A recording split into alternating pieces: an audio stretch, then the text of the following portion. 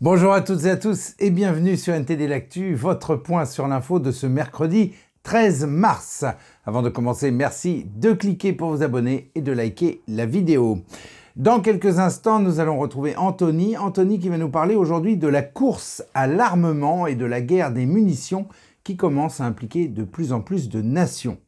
Mais tout d'abord, faisons un tour de l'actualité. En France, l'amiral Philippe de Gaulle, fils du général de Gaulle, est décédé à l'âge de 102 ans.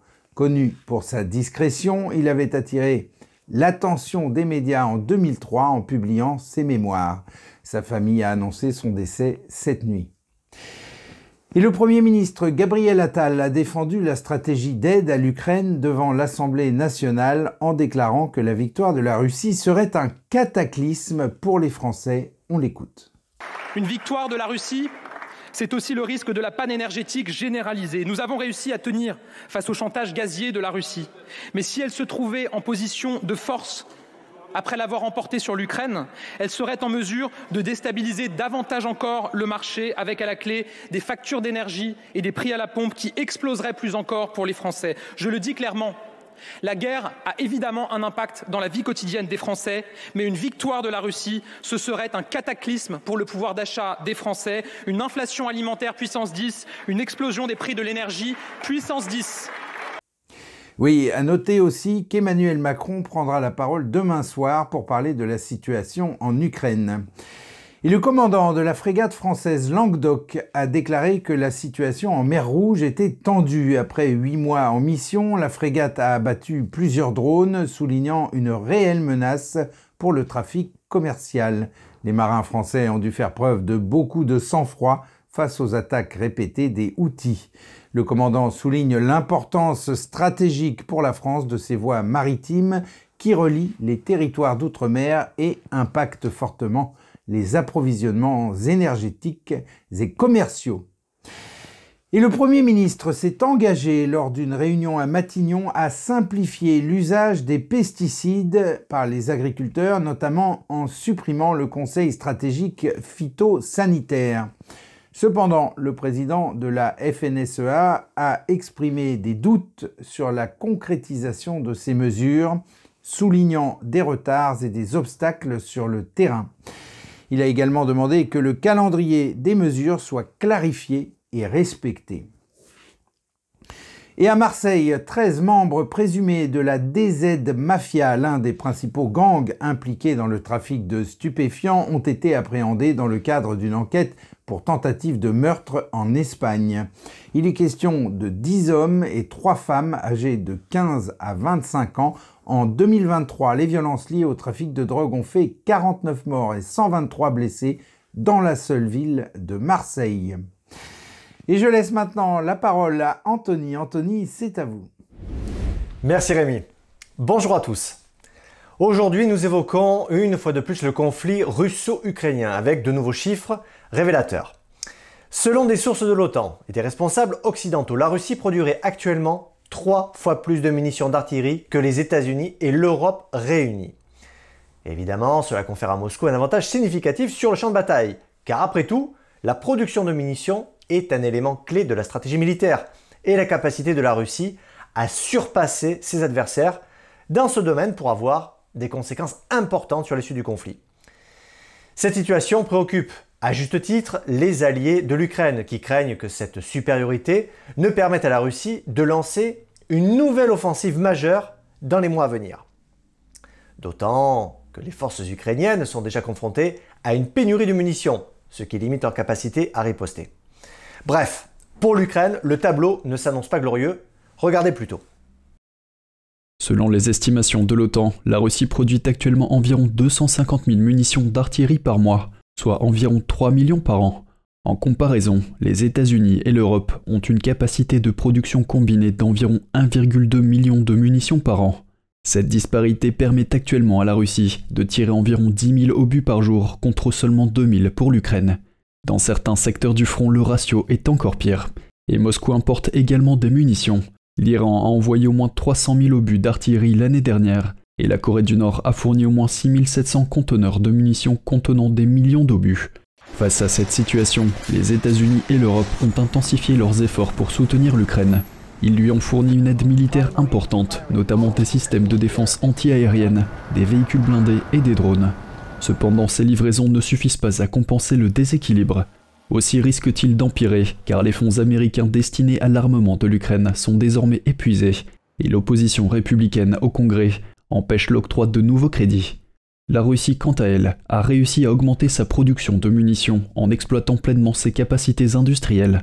Selon un responsable de l'OTAN, les usines russes fonctionnent 24 heures sur 24, 7 jours sur 7, en 3 équipes de 8 heures. Et elle a recruté environ 3,5 millions de personnes pour travailler dans le secteur de la défense, contre 2 à 2,5 millions avant la guerre. À n'en pas douter, cette situation risque de s'aggraver à mesure que la Russie intensifie ses attaques et épuise les stocks de munitions ukrainiens. Alors, face à cette menace, les États-Unis et l'Europe cherchent des moyens de renforcer leur soutien à l'Ukraine. L'Europe, par exemple, collecte désormais des fonds pour acheter des obus à des pays tiers. Aussi, la question d'augmenter la production de munitions d'artillerie et de fournir une aide militaire supplémentaire à Kiev est maintenant sur la table. Mais ces mesures prendront du temps et il est peu probable qu'elles permettent de combler rapidement le fossé qui sépare la Russie de ses adversaires. Dans ce contexte, l'Europe doit aussi se préparer à la possibilité que les États-Unis quittent l'OTAN. C'est d'ailleurs ce qu'a confirmé le Premier ministre hongrois Viktor Orban après sa rencontre avec Donald Trump. D'après ses dires, Trump ne donnera pas un centime à l'Ukraine s'il est élu. Malgré une situation si défavorable, l'option d'aller à la table des négociations, comme le réclame la Russie, n'a pour l'instant pas été évoquée par l'Occident. Rémi, c'est tout pour moi. Merci Anthony. Et au Brésil, un homme a blessé 2 personnes par balle et pris 17 passagers en otage dans un bus à la gare routière de Rio de Janeiro. Heureusement, le preneur d'otages s'est rendu et les otages ont été libérés sains et saufs. Les tirs survenus à l'extérieur du bus ont fait une victime touchée par 3 balles et une autre blessée plus légèrement. Les autorités n'ont pas encore révélé l'identité et le motif de l'attaquant. Et aux États-Unis, Joe Biden et Donald Trump ont tous les deux remporté les primaires de leurs partis respectifs, démocrates et républicains, et seront officiellement investis comme candidats pour l'élection présidentielle de novembre. Selon les sondages, l'écart entre les 2 candidats est serré. On va évidemment suivre cette campagne avec beaucoup d'attention. Et après l'accord de principe donné par le Hamas sur la proposition américaine de cessez-le-feu revue et corrigée, le Premier ministre israélien Benjamin Netanyahou a exigé que les prisonniers palestiniens qui seront libérés et qui ont du sang sur les mains soient expulsés vers le Qatar ou un autre pays. Cette demande, qu'il considère comme légitime, pourrait venir compliquer les négociations après que les États-Unis, le Qatar et l'Égypte se sont déjà accordés sur les conditions de base. La délégation israélienne devrait se rendre demain au Qatar et obtenir la liste des otages israéliens toujours en vie et qui pourront être libérés en priorité. Et on passe tout de suite aux actualités Chine avec Vladia. Vladia qui va nous parler d'un sujet brûlant, peu couvert par les médias malgré sa gravité. Vladia, c'est à vous. Bonjour à tous, merci Rémi. Avez-vous l'intention de vous faire greffer un organe en Chine ou connaissez-vous quelqu'un qui a l'intention de le faire? David Matas, avocat spécialisé dans les droits humains, vous met en garde. Quelqu'un pourrait être tué sur commande pour que vous obteniez une greffe. On va regarder ça. Des organisations étudiantes de Harvard tentent de dénoncer des crimes effrayants commis en Chine.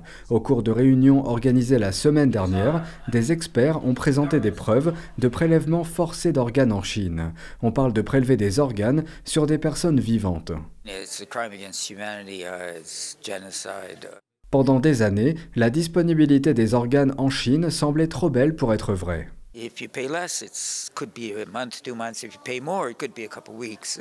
Dans les pays occidentaux comme la France, les délais d'attente sont beaucoup plus longs. Pour un cœur, l'attente peut être de 6 à 12 mois. D'autres peuvent attendre plusieurs années. Il est fréquent que des patients meurent avant d'obtenir une greffe. Mais en Chine, les transplantations d'organes peuvent être réservées des semaines à l'avance. You can't make a fixed appointment for a heart transplant without somebody being booked to be killed for their organs.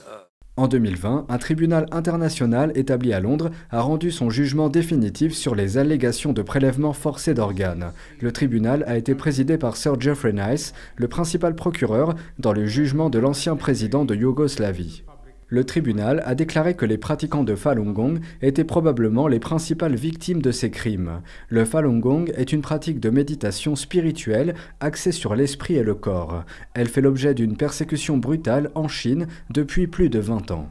Un témoin a déclaré qu'elle pense que son père a été victime d'un prélèvement forcé d'organes. Il a été arrêté en 2004 et est mort 3 mois plus tard en détention. Lorsqu'elle a finalement été autorisée à voir son corps, I saw stitches at his throat, sewn up by very thick black threads. Knife incisions extended down from his throat until they were covered by his clothes. My aunt and uncle went in later and they unbuttoned his clothes while police weren't paying attention. They saw the incision went all the way from the throat to the abdomen. When they pressed on the abdomen, they found it was stuffed with hard ice. La table ronde a été organisée par 3 organisations étudiantes de Harvard. Han Cao, un organisateur, a déclaré que les cercles académiques de l'école n'en étaient pas suffisamment conscients. And I think when I talk to people at Harvard, including faculties and students, a lot of them still think it's not real. Some of them even think this is just an urban legend or it's just a propaganda against the CCP. So that's why I invite the speakers, I organize the events to systematically present the evidence to the communities at Harvard. David Matas alerte depuis longtemps à ce sujet et demande aux citoyens de faire ce qu'ils peuvent pour empêcher ces crimes. À l'heure actuelle, on ne sait pas exactement combien d'étrangers se rendent chaque année en Chine pour se faire greffer un organe. C'est tout de mon côté, merci à vous, merci Rémi, à demain. Merci Vladia. Et pour conclure cette édition, je vous propose d'en apprendre un peu plus sur l'art des icônes dans la tradition orthodoxe qui a été très forte par exemple en Russie et en Ukraine. L'icône dans la foi orthodoxe est bien plus qu'une simple représentation artistique. Elle est considérée comme une œuvre révélée, c'est-à-dire non créée directement par le peintre, mais révélée au peintre lorsqu'il se conforme à certains principes dans la réalisation de l'œuvre.